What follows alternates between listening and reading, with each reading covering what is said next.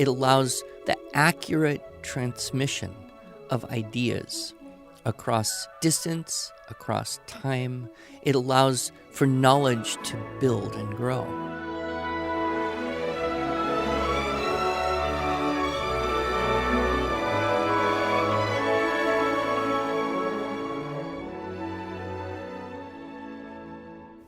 Hello, and welcome to the Arts of Language podcast with Andrew Pudewa, founder of the Institute for Excellence in Writing, or as many like to say, IEW. My name is Julie Walker, and I'm honored to serve Andrew and IEW as the Chief Marketing Officer. Our goal is to equip teachers and teaching parents with methods and materials which will aid them in training their students to become confident and competent communicators and thinkers.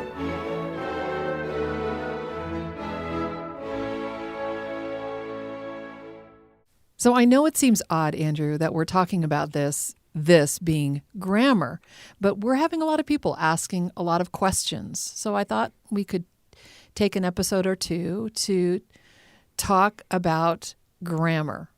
Sure, why not? Why not? I think one reason is people are thinking about the next school year. True. And how important is grammar? How much should I teach it? Do I really need to do this or that? And nobody has definitive answers. Until today. So listener, this is grab your friends, tell them to tune in because Mr. Pudewa has all the answers to all of your grammar questions. Okay, maybe that's She a little said over that, the top. not I. So I'm thinking, of course, about your talk, so appropriately titled, but, you got to say it with a whine. What about grammar? That's how I say it anyway. And I was wondering if you could, I don't know, give us a shortened version of that talk. It takes you about an hour to get through that talk, but there's some really great points in that talk that I think would be helpful to kind of set the stage before we hit some of these questions that our listeners have. Sure. Well, we can kind of do the outline. So the outline for this one is the 4 paradoxes of grammar, the 3 divisions of grammar, and then the 2 worst and the 2 best ways to teach and learn grammar. Okay, we're going to try to get through that in 30 minutes. Now I know why it's an hour talk. Yes, well, it's like a lot of talks. You know, I always think of a few more things you could say about this or another story about that, and then it gets bloated. So the first time I gave the talk, I thought, how am I going to go for a whole hour?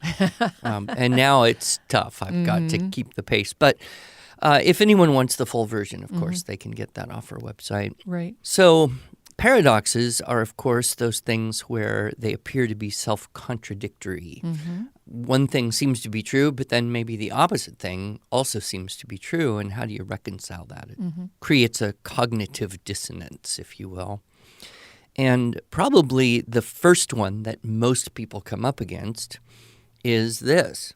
Grammar is not a precise science. It isn't a science at all. But it's not a precise, consistent thing like math.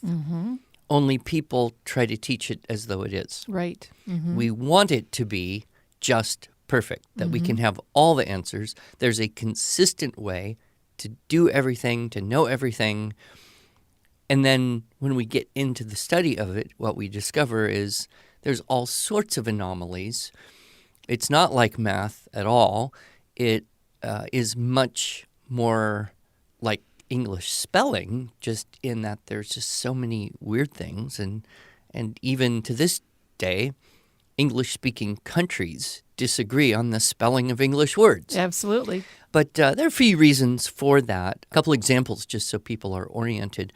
One of the rules that we have encountered that kind of is this long-standing rule that you should never split an infinitive. In fact, we've even had well-meaning people email IEW and say, "I've found a split infinitive on your website," as if this were a great crime. And of course, that is when you put a word in between the to and the verb. So about 20 years ago, it would have been considered by most people wrong to say, "It is polite to noisily slurp your noodles in Japan." which is true, by the way. If you ever go to Japan and you eat ramen, make lots of noise because that communicates to your host that you're enjoying the meal. We wouldn't follow that same protocol here in a restaurant.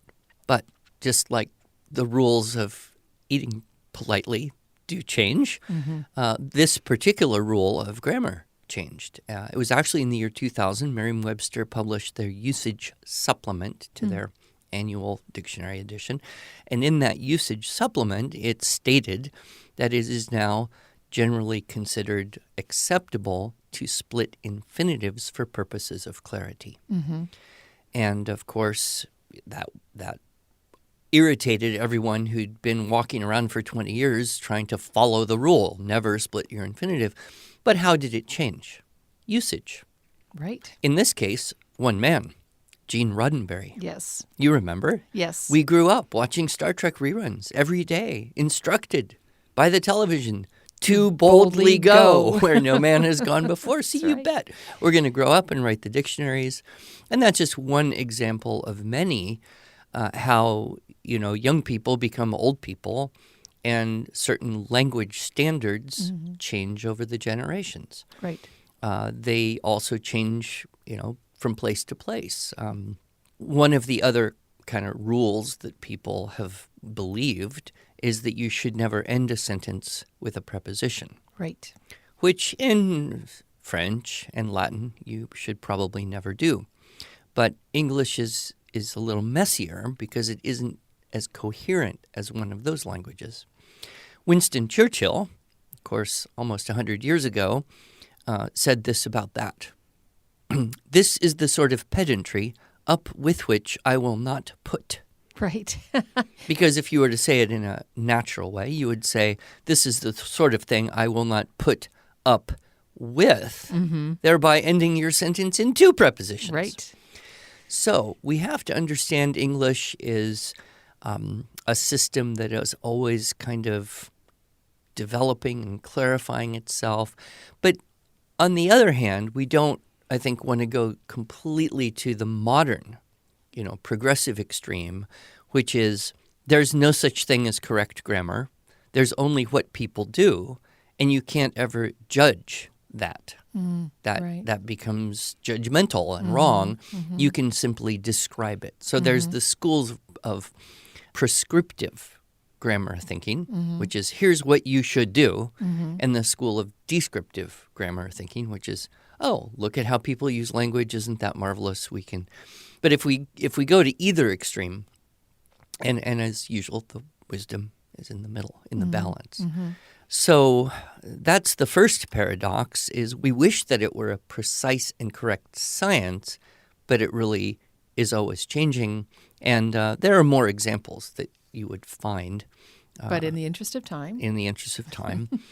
It is actually an art.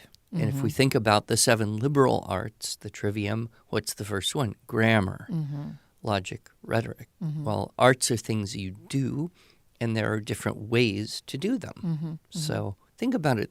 I know many people have got into kind of a minutia of sentence diagramming quandaries. Which is a question that we get, tell me why IEW Fix-It grammar program doesn't focus on diagramming. And the problem there is, if it's fairly complex, you could give it to 3 well-trained grammar, quote, experts and probably get at least 2, if not 3, different diagrams out of that. Right. Or different ways to label it. And that's frustrating. You want, everyone to agree on the right way to do it.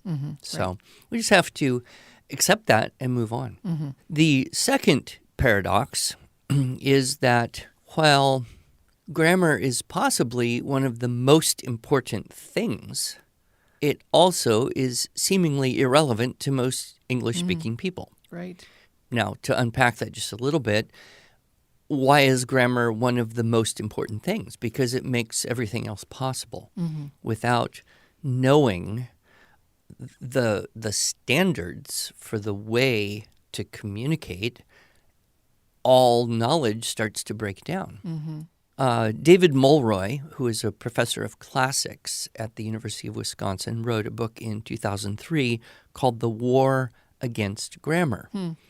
And it's very interesting because he noticed that his students who were signing up for his classics classes over the decades kind of had a decreasing ability to understand even the literal text of what they were reading. And these weren't, this wasn't English 101. These were kids who had signed up to read hard stuff. Right.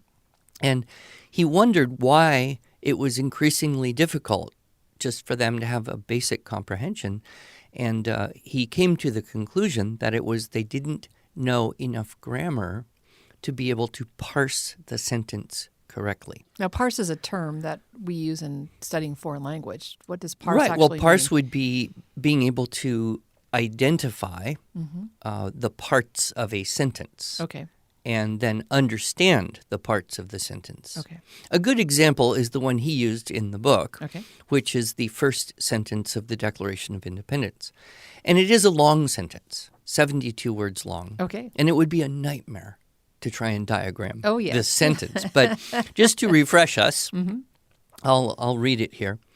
When, in the course of human events, it becomes necessary for one people to dissolve the political bands which have connected them with another, and to assume among the powers of the earth the separate and equal station to which the laws of nature and nature's God entitle them, a decent respect to the opinions of mankind requires that they should declare the causes which impel them to separation, to the separation.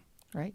Okay, so he tried an experiment and gave this sentence as extra credit on a quiz and asked 2 questions. You could get extra credit points. Question 1, what is this? Do you recognize it? And question 2, in your own words, paraphrase, what does it mean?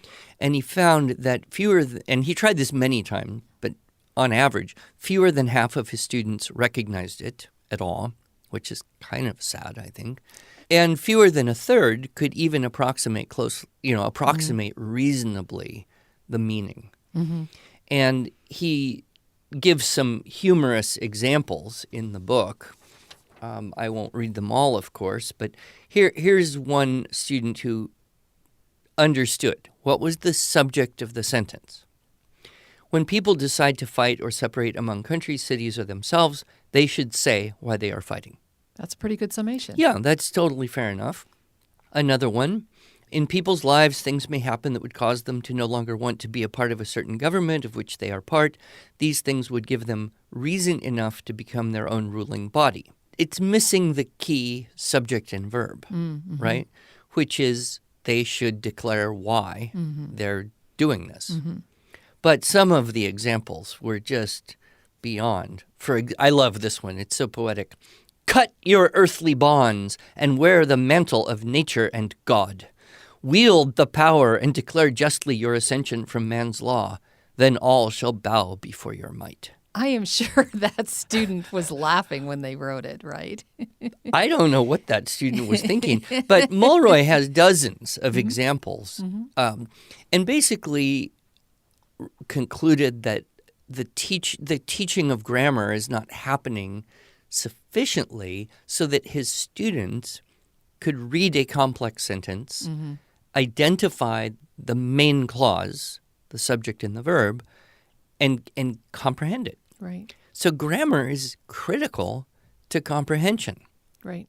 And then he researched this short little book, which is just a gem of a book, The War Against Grammar, and discovered that indeed in the United States there has been a war against the teaching of grammar in mostly public schools for 20 years, led by no less than the National Council of Teachers of English. And he's got it all documented in there. And then he also has this section where he kind of traces the rise and fall of civilization corresponding with the rise and fall of the teaching of grammar. Uh-oh. Because it allows for the accurate transmission of ideas across distance, across time. It allows for knowledge to build and grow. And if we don't have the foundation of common understanding, then things start to fall apart very quickly. And so that's the gist of the book. So that's the paradox. The first part of the paradox is grammar is extremely important. However, it's kind of irrelevant to most people. If you take a child, say a 10-year-old English-speaking child, and you say, son, I am going to teach you how you speak English. The kid's kind of like, I know how to speak English. It's like saying, I'll teach you how to ride a bike. Kid's like, I know how to ride a bike. Yes, you do. But you don't understand all the biology and physics that make bike riding possible. The kid's like, could I just go ride my bike? I mean, what is the point here? And you meet a lot of adults who will admit they didn't feel like they learned much English grammar until they took German in college or a foreign language later in life. So it's interesting. If you already speak a language, you don't really need to know how you do that. You just do it. But if you're learning a new language, now you don't know what are those things called and what are the rules that govern their behavior, and then that transfers into a better understanding of your own language. Right. So that's the paradox, is it's very important, only it seems irrelevant to many students.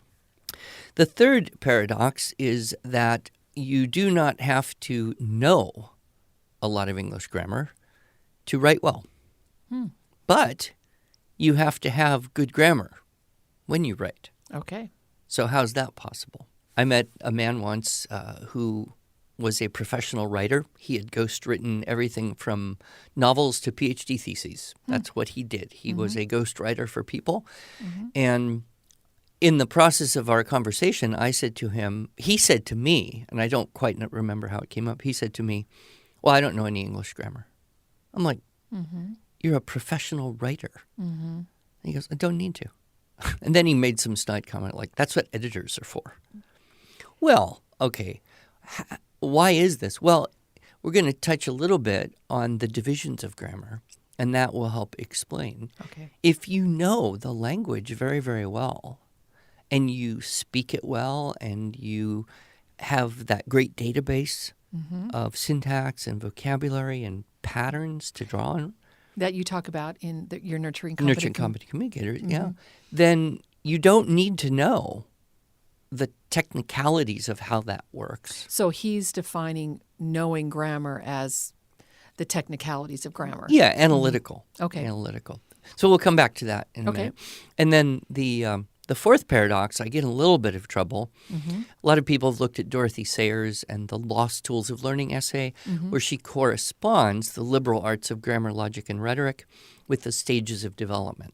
So young children, she calls them the Polly the parrot. They can memorize very easily. They can absorb the raw information. And she says this is kind of corresponds with the grammar stage, where you can just learn the names of stuff and you can memorize Latin paradigms. Omo, ama, samat, amamu, samata, samat. You don't even have to know what they mean, but you can memorize.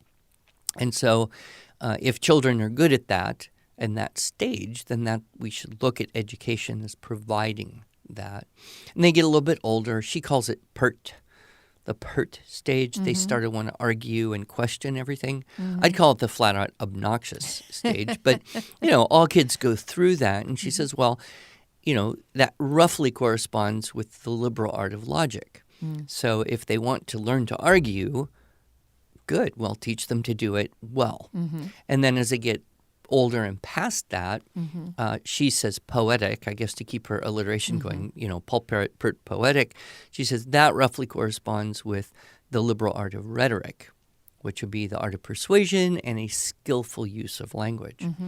So a lot of people have built curriculums and even whole school structures around this idea and take young children in the grammar stage and then try to find an analytical grammar program and put it down on 7-year-olds. I don't think Dorothy Sayers was thinking about that at all, but that has happened. So the paradox for me is I don't know that analytical grammar in the way we try to teach it in a fairly abstract is appropriate for children that we would refer to as grammar stage. Right. I think it's more of a pert logic dialectic stage activity. But I can get in a little bit of trouble there with some of the people classical education. Right. So those are the 4 paradoxes. Okay. So now we have the 3 divisions. The 3 divisions, and this is pretty easy. And this is my construct. So, and it's a little bit like a trinity. These are interwoven. You can't really separate them out, but it helps to think about them. The first, and I would say the most important, is inherent. Okay. The inherent grammar, or inherited grammar, is that which you gain from growing up wherever you grow up and hearing whoever you hear and reading whatever you read. The quality of the language that you're going to be able to speak and write is determined by the quality of the language that comes into your brain.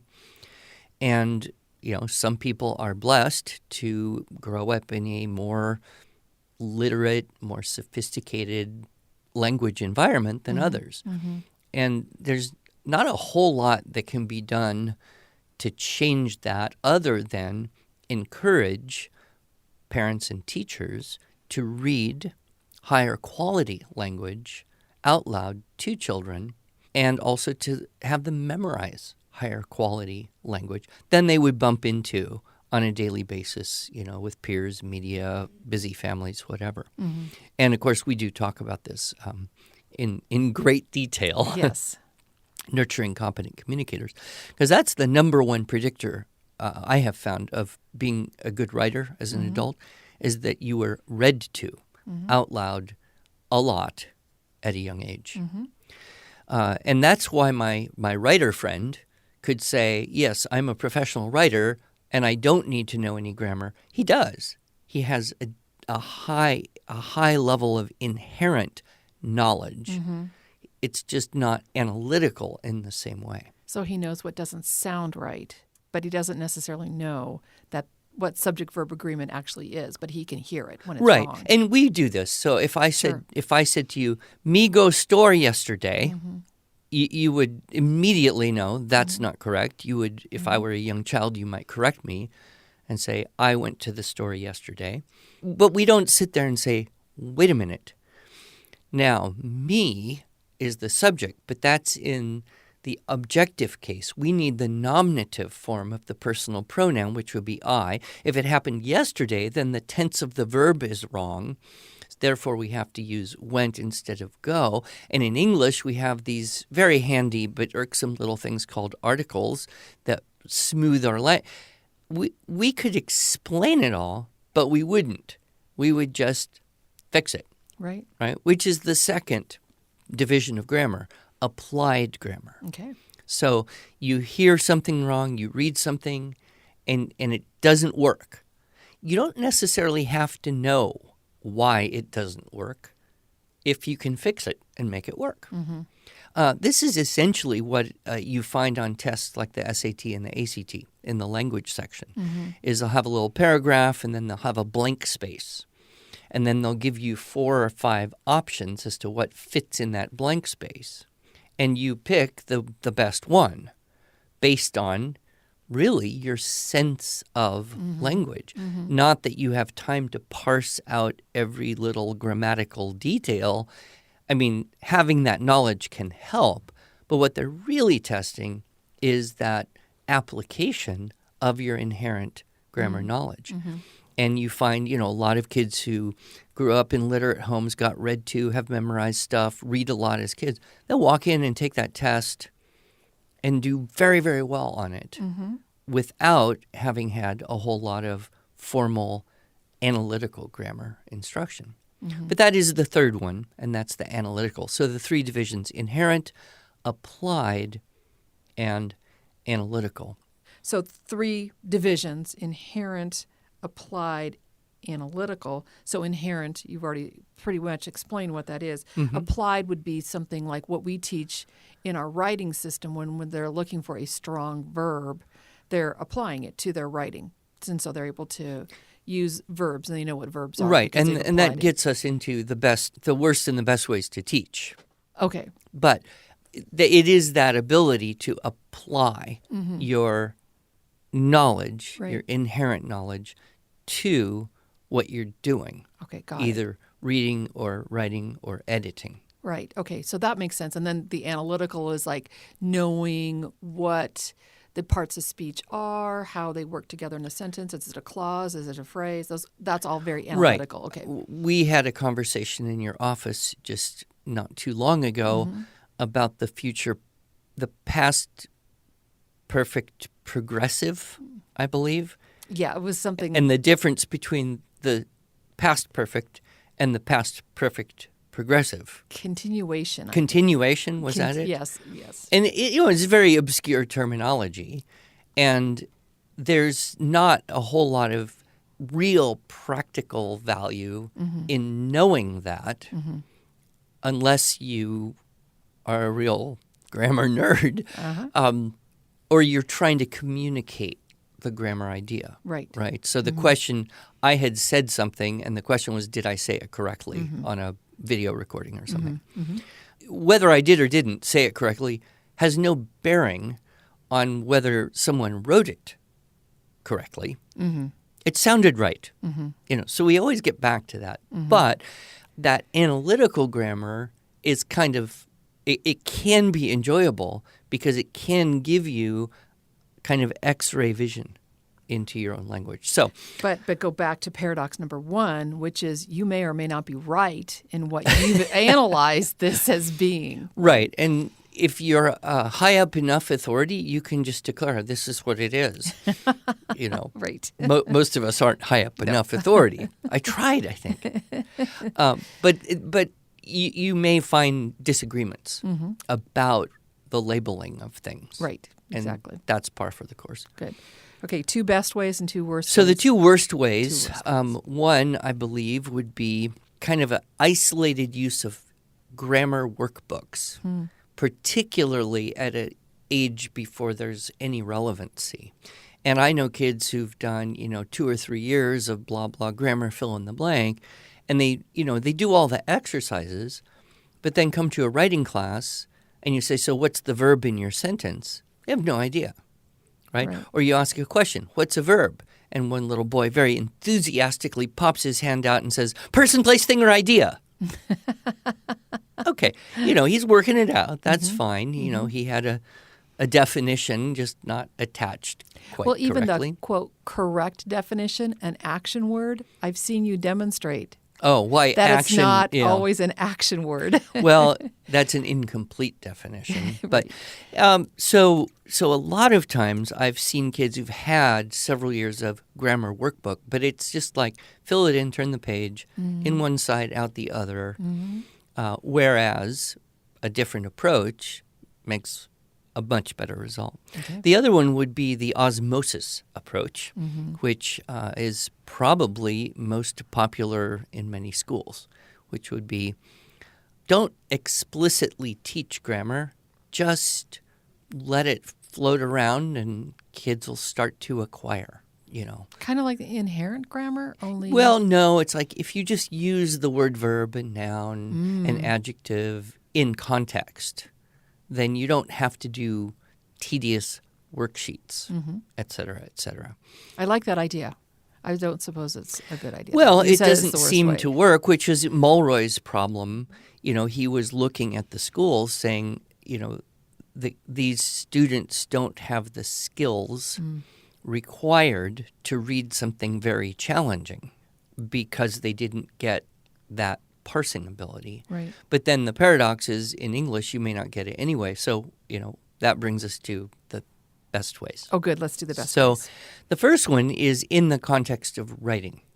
Oh, good. In fact, the idea of a grammar workbook, and I've looked into this, is actually a very new idea, maybe less than 30 years old, or 40. Before that, it was always grammar and composition.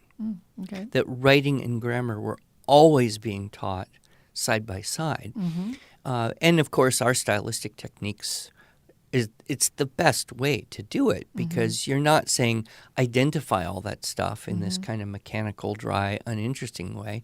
You're saying, here's a box of stuff. play with it. Dress-ups, sentence openers, decorations, triples, advanced techniques, those are all the stylistic Sure. techniques. And like I said, I've had kids who, 3 years of fill-in-the-blank grammar workbook Yep. come to my class, 3 days of using a dress-up checklist. They know what's a strong verb, what's a quality adjective, what's an ly adverb, and how to put those and mark them in a sentence. Listener, he's actually talking about my boys. Just true confessions right here. And then if you want an X-ray vision into language itself and the structure of it all, the best thing is to study a foreign language because that gives you the objectivity. You don't already know everything. And I would say that unfortunately in many schools, the shift from the study of the language to be able to, say, read it and understand it, which requires the grammar, to let's be able to chat in this language, has been a shift away. And so a lot of times you sign up for Spanish or French and you get a lot of cultural language and, how to go and operate in that world a little bit and not get lost and order coffee. Whereas I remember Cheryl Lowe talking about her honors French class at the University of Kentucky, and they were expected to read Voltaire in the original after 1 year. Wow. They weren't trying to talk French. They were trying to learn the language. Yep. And in doing so, you go deep into learning the structure of all languages, which is why there's a strong argument to be made for the study of Latin. Generally, you don't try to talk Latin so much as you try to learn what are the vocabulary and what are all the conjugations and declensions and tense forms and everything that helps you. And, I taught Latin for about 6 years. And definitely I feel like I learned more analytical grammar during that time than I did in maybe the decade before of trying to teach English. So let me ask you a question. You've identified the 2 worst ways, and you've identified the 2 best ways. And obviously, or maybe not so obviously, hey, listeners, we sell a grammar program. It's called Fix It. Where does that fit, Andrew? It fits in the applied, the zone, and the integration with composition.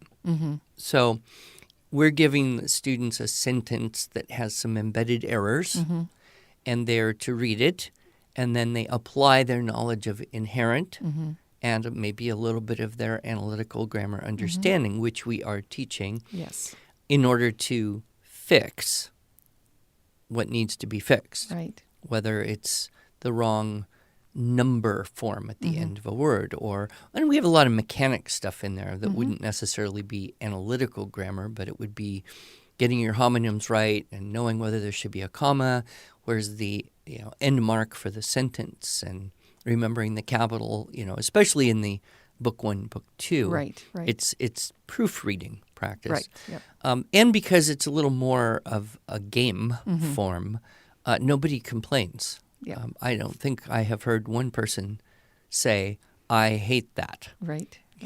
There may be, but they didn't tell us. We do hear a lot of people say, oh, this is the first time my kid has really enjoyed a grammar program. So it falls in that applied grammar. And then because it's so closely connected with our stylistic techniques checklist, it's just a continuous reinforcement back and forth. Right. So it's falls in the category of best ways because it's doing in the context of writing. And that's what we want. Well, we are out of time. Yes, we went overtime. We did a little bit. But we'll spend some more time talking about our Fix It grammar program, as well as some of these questions that we get from our people that call in and say, hey, customer service, help me out. Help me understand why, whatever. So we'll talk about that next time. How about that? Is this a gerund, an infinitive, or an adverb? Yes. Maybe. All right. Thank you, Andrew.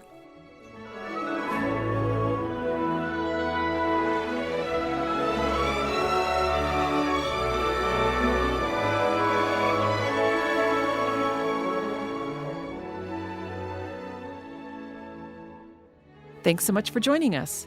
If you enjoyed this episode and want to hear more, you can subscribe to this podcast in iTunes, Google Play, or Stitcher, or just visit us each week at iew.com/podcast. Until then, on behalf of Andrew Pudewa and the team at IEW, I thank you for allowing us to partner with you on your journey toward better listening, speaking, reading, writing, and thinking.